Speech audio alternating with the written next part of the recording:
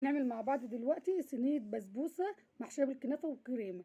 هنعمل معانا 2 كوب سميد، 2 كوب جوز هند، نص كوب سكر، معلقة كبيرة بيكنج باودر، كوب فانيليا، وتقلبيهم مع بعض. بعد كده كوب زيت على سمنة ودعكم بيضك كويس. وهنضيف بعد كده 2 بيضة زائد كوباية زبادي، معلقتين قشطة، ونص كوب حليب. تمام. وبرضه هنقلبهم كويس، وناخد نصف الخليط ونحطه في الفرن، ويقعد معاكي في الفرن من 10 ل20 دقيقة.